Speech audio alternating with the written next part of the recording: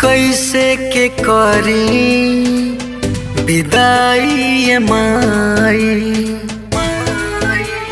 हाँ कैसे के करी विदाई ये माई।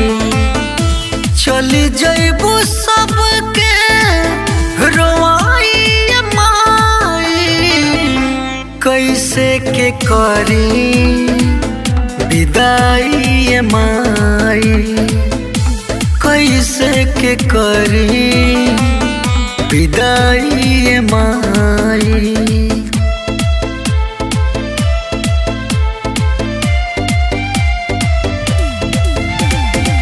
Music by Akhilesh अकाशी।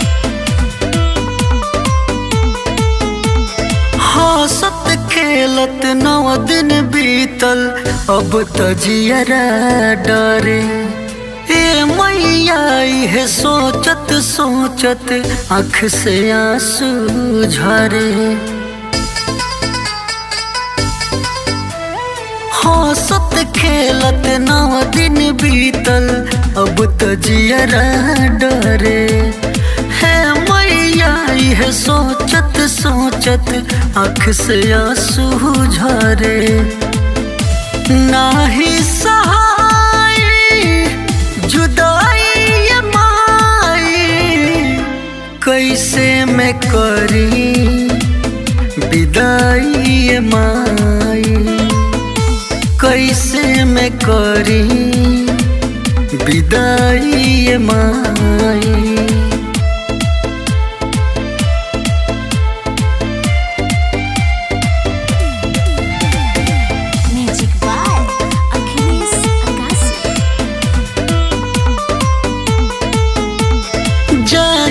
रहे मैया तब काहे घरवा आइलू, छोड़े अकेला हमनी के तू इतना पराया कैलू।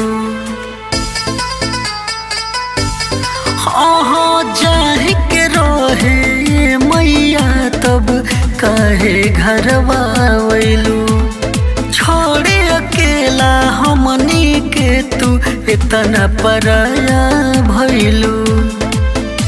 अखिलेश अकाशी के बताई ये माई, कैसे के करी विदाई ये माई, कैसे के करी विदाई ये माई।